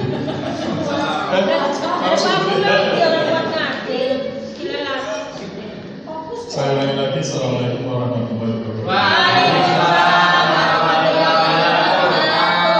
Terima kasih Pak Ben sudah memberikan banyak pencerahan kepada kita. Yang jelas memang materi ini harus selalu diulang dan diulang biar kita nanti terbiasa. Dan ini memang bagus untuk sekolah kita, terutama di awal pembelajaran. Di awal pembelajaran, artinya di awal tahun pembelajaran. Tentu dengan anak-anak kita membuat keyakinan kelas, mereka lebih fokus ke keyakinan kelas. Ketika ada kesalahan, anak ini mudah sekali untuk diarahkan kembali ke keyakinan kelas.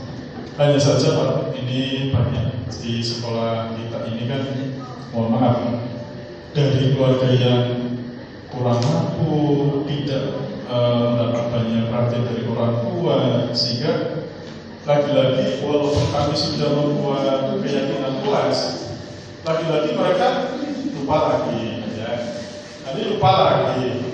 Ini perlu penanganan khusus, terutama adalah paling jelas. Nah, ini bagaimana kira-kira lebih jitunya, ya itu lebih fokus ke keyakinan kelas. Saya yakin dengan dia meyakini keyakinan kelas, dia akan patuh pada peraturan kelas dan peraturan sekolah yang sudah dibuat oleh Ibu Retno Puspa Wati SPD, ya, sebagai wakil kepala sekolah bidang kesiswaan.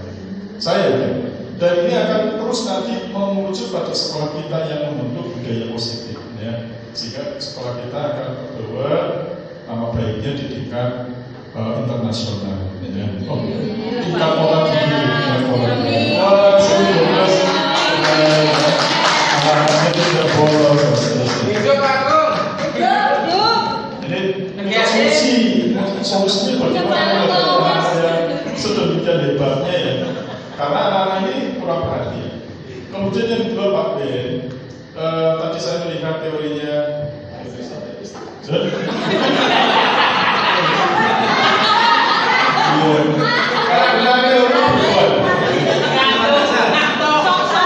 Ya, kebutuhan dasar manusia itu aku Pak Dokter ini yaitu William Glasser.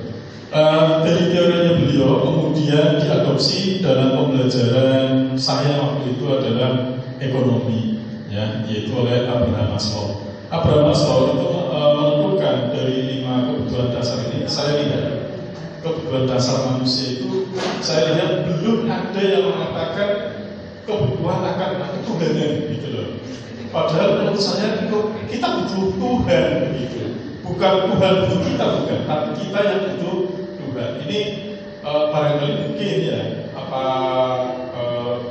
William Glasser ini mungkin orang sana, jadi tidak terlalu mementingkan tentang keyakinan begitu. Nah, apakah ketika Pak Ben itu menambahkan bahasanya kebutuhan dasar ketuhanan ini kira-kira sepakat apa tidak, Pak?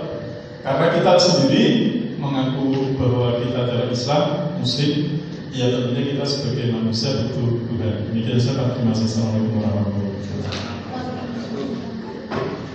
Ada lagi? Ada. Ada lagi. Tadi dulu ya Pak. Tadi lupa soalnya saya catat pertanyaannya. Yang kalian sih. Yang pertama mungkin ya, memang itu juga dalam diskusi sering saya sampaikan, diskusi di mengenai pembelajaran bahwa untuk sekolah-sekolah yang mungkin ada di tengah kota mungkin tidak terlalu masalah ya.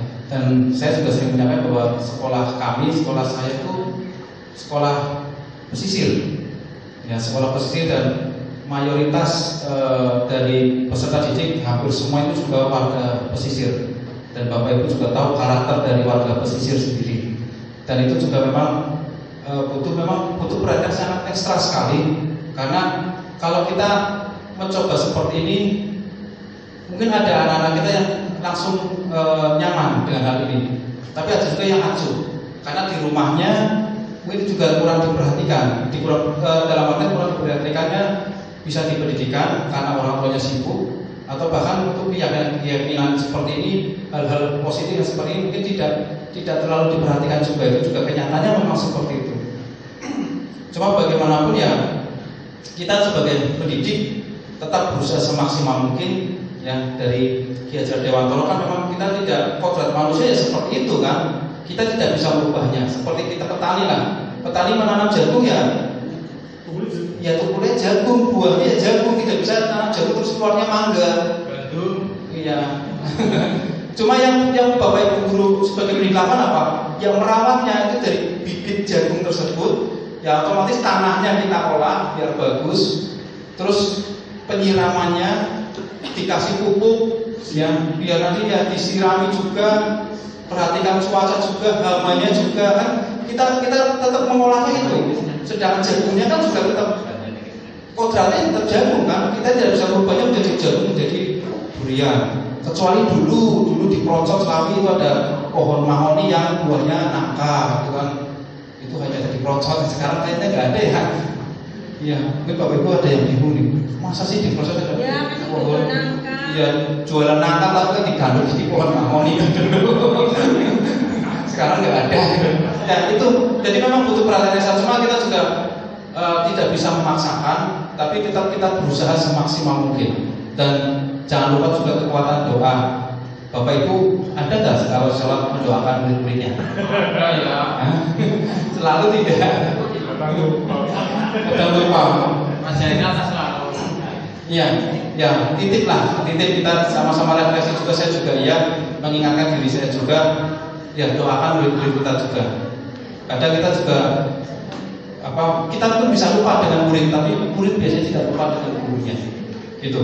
Terus yang kedua, ini ya untuk agama ya, kebutuhan dasar di keyakinan.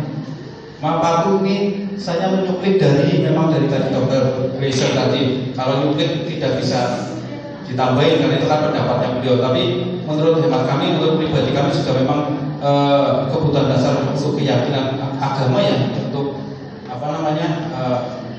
keagamaan juga saya kira itu juga merupakan kebutuhan dasar. Menurut saya memang merupakan kebutuhan dasar dan bisa kita tambahkan juga. Tapi kalau ini memang karena ini pendapat dari orang lain, jadi saya tidak menambahkan. Tapi kalau dari pribadi mungkin dari rekan-rekan juga sama, mungkin ya sepakat bahwa agama itu juga merupakan kebutuhan dasar dari masing-masing individu dari manusia. Saya kira itu Pak Rani jadi tanya apa ada lupa? Foto Bapak. Ini aku di foto aku. Ya, terima kasih. Assalamualaikum warahmatullahi wabarakatuh. Biar energi dan ternyata ini juga bagian dari rekreasi kita. Yang ingin saya sampaikan begini Pak. Kayaknya ini adalah model baru dalam proses pembelajaran. Logikanya yang harus disampaikan, kita tidak pernah melakukan semuanya, cuma acak-acakan. Ya. Yang kami tanyakan ada urutannya apa enggak? Dari tadi ada segitiga restitusi, ada pengendalian dan pengontrolan, kita melakukan hal-hal yang tadi di depan disampaikan. Kemudian berikutnya juga kebutuhan dasar. Kalau kita melihat dari kebutuhan dasar dan kalau kita mengamati anak kita, kayaknya kita akan dibawa ke psikologi pendidikan, mengenali jiwa-jiwa anak. Dan kalau ke psikologi pendidikan, kayaknya yang lebih memperdalam materi ini adalah kembali lagi guru BK. Secara umum kan begitu kan. Makanya kalau kita memetakan sebenarnya anak-anak kita itu kan banyak sekali actionnya. Setiap action tidak mungkin tanpa tujuan. Kalau kita petakan, kenapa sih anak-anak kita banyak terlambat? Pasti punya tujuan. Karena dengan terlambat mereka bahagia. Karena kebahagiaan dari sebuah memenuhi kebutuhan pribadi ya kan. Tadi juga termasuk saya sampaikan seorang di tengah impran bolos nenek tembok di video lalu tertawa, dia juga bagian dari kebutuhan dasar kan begitu kan. Amplop lagi kan begitu kan. Makanya kalau kita memahami secara ini paling tidak saya pingin misalnya kelas 8A anak yang terlambat ada 5, ternyata tujuannya beda-beda. Ini Pak Hani tolong dipenuhi dan sudah dipetakan oleh guru BK kan begitu kan. Jadi BK memperlakukan anak terlambat tidak satu metode. Ternyata mereka punya alasan 5 anak terlambat beda-beda Pak. Kan begitu kan. Lalu juga karena anak kita adalah anak pesisir, ternyata berangkat sekolah itu tujuannya beda-beda Pak. Tidak satu kan begitu kan. Dengan mereka berangkat ke sekolah, mereka dapat uang saku. Lalu mereka naik helm bahagia. Dan ternyata apa? Dia tidak memberikan tanda helmnya berhenti di jalan Halmahera atau jalan Serang. Terminal bro, sampai terminal kan begitu kan ya. Karena mereka di rumah jarang diberi uang Pak. Ya kan. Lalu juga ada anak SMP 12 berangkat sekolah, intinya cari kebebasan. Karena apa? Dengan mereka berangkat sekolah dari jam 7 sampai jam 12, orang tua tidak mengganggu. Orang ditongkol kan begitu kan. Akhirnya apa? Lepas bebas, terminal lagi bro kan begitu kan. Jadi yang semacam ini kita tidak tahu memang. Makanya benar ada istilahnya pendekatannya adalah pendekatan pribadi kan begitu. Ternyata sama-sama obat apa batuk, obatnya bukan obat batuk. Obatnya mungkin ada yang lainnya Pak kan begitu karena dengan dasar ini langkah yang perlu dilakukan apa harus urut seperti itu. Yang di awal kaitannya dengan pemetaan. Lalu yang berikutnya lagi dari pendapat pembuatan rumah 5 kebutuhan dasar ini, langkah yang kita lakukan kalau menemukan masalah-masalah anak yang kekurangan 5 dasar kebutuhan ini, itu apa kita perlu menganalisa terlebih jauh?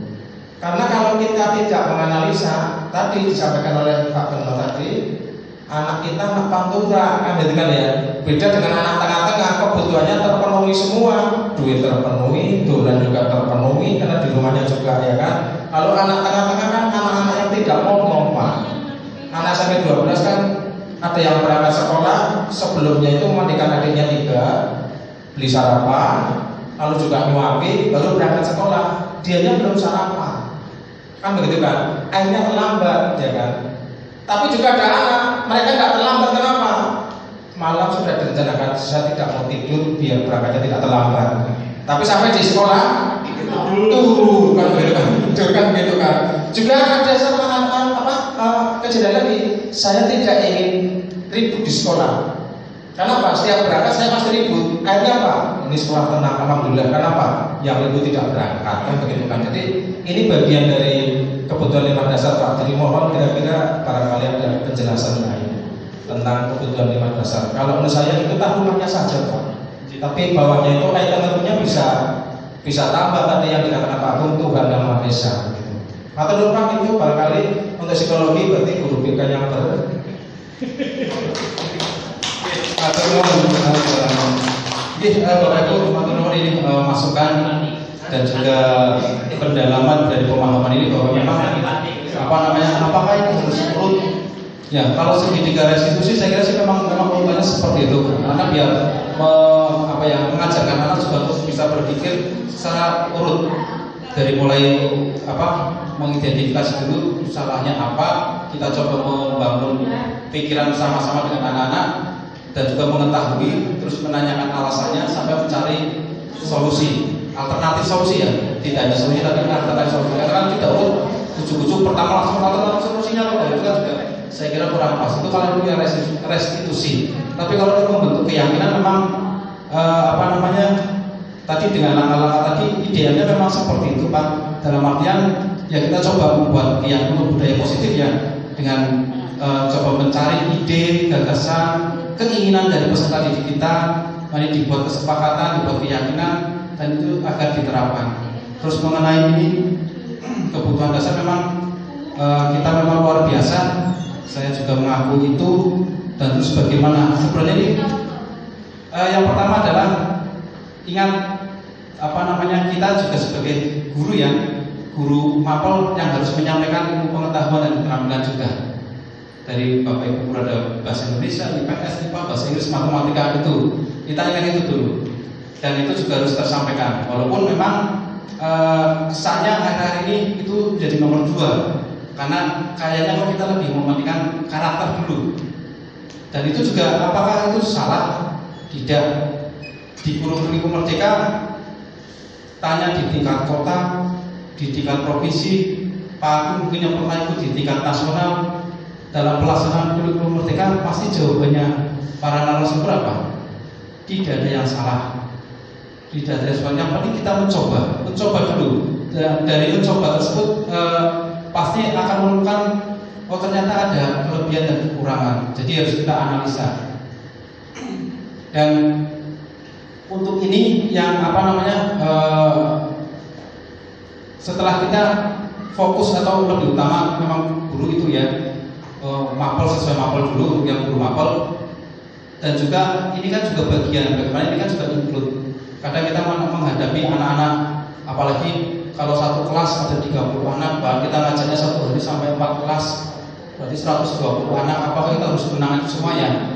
Paling kan hanya di kasus-kasus yang muncul yang paling yang perlu kita tahan. Apalagi kita juga sebagai guru mapel, sebagai wali kelas juga double hanya tugasnya, belum tugas lain selain guru mapel, wali kelas, ternyata jadi bendahara juga, jadi sarpras juga, belum lagi sudah jadi gitu diminta untuk berangkat bintang, dapat tugas dari MGMP, dan itu kan memang banyak sekali.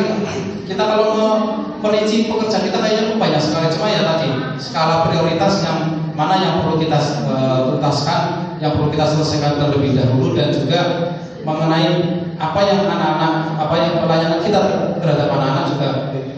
Saya kira benar apa yang saya dengar dari dulu bahwa guru itu ternyata kerjanya tidak dari jam 7 sampai jam setengah 3, hampir 24 jam. Ya, kadang Bapak Ibu juga cerita di ruang guru, jam 10 bengi di WA dari orang tua murid itu kan. Takon masalah dia ternyata harus menjawab. Ya, Bu Muri jam 12 malam WA gitu kan. Iya, saya. Ya ini loh. Dan pertanyaannya itu bukan pertanyaan pribadi atau pertanyaan apa, tentang tugas sekolah. Umur saya sampaikan, jam 12 lebih loh. Kebetulan saya juga belum tidur, langsung saya balas. Misalnya kita malam-malam balas-balasan WA.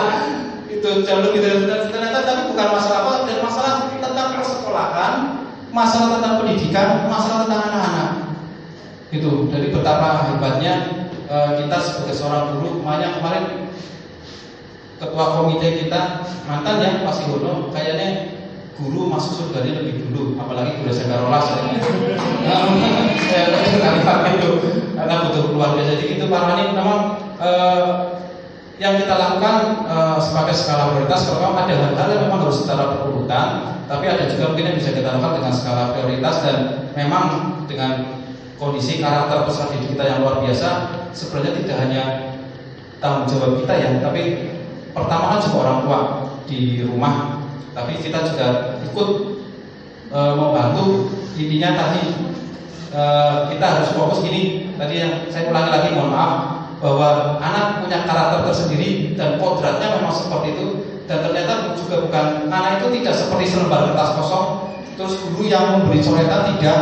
Sebenarnya yang namanya itu selembar kertas yang masihnya sudah ada gambarnya, tapi gambarnya itu masih buram. Nah, kita sebagai pendidik itu mencoba biar menebalkan gambar yang masih buram tadi, dan juga mungkin kalau ya syukur bisa mewarnai juga gitu. Jadi bukan dari kertas yang kosong terus kita sebagai pendidik yang menulis atau menggambar di kertas kosong, enggak. Anak sudah punya apa istilahnya ya Pak? Draft ya, punya draft gambar cuma masih buram, yang masih samar itu. Jadi itu. Terus yang kedua, bahwa kita sebagai pendidik itu seperti petani, ya tugas kita tidak menjadikan tadi contoh jagung menjadi mangga atau jagung menjadi durian, tidak. Jagung ya tetap jagung. Maaf Pak, kok kira-kira ini kayak jenengan.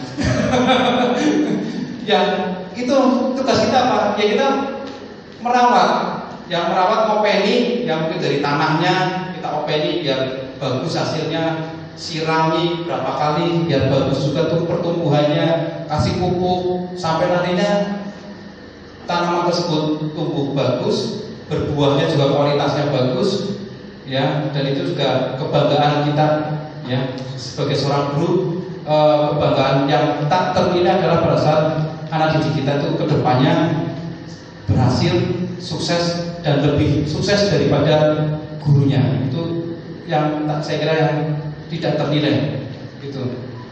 Itu Bapak dan Ibu, sudah hampir jam 1. Ada masukan atau tanggapan lagi atau sudah cukup? Sudah cukup? Oke, matur nuwun Bapak Ibu, beri tepuk tangan untuk kita semua.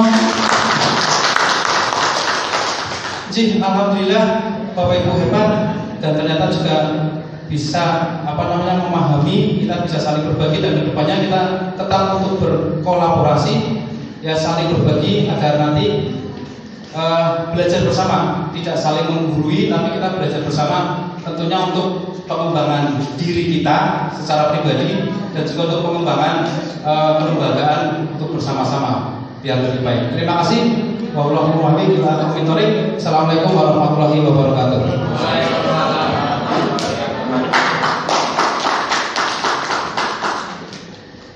Alam bersama.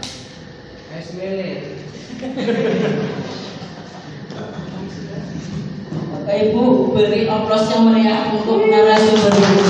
Ya, Pak Bruno begitu semangatnya ya, kita tidak jadi ngantuk. Kan hanya satu Pak.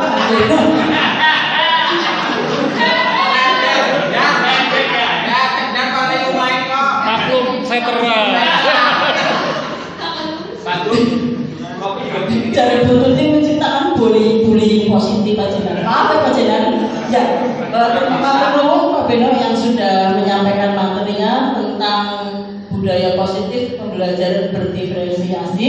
Mudah-mudahan bisa bermanfaat untuk kita semua. Monggo barangkali ada yang kurang jelas atau pengen lebih tahu, bisa menanyakan langsung ke Pak Beno atau Pak Agung ya Pak. Ya kalau Pak Agung kan sudah senior ya Pak. Bapak Ibu yang kami hormati, demikianlah acara IHT pada siang hari ini. Sekali lagi mudah-mudahan bisa bermanfaat untuk kita semua dan menjadikan SMP 12 lebih maju.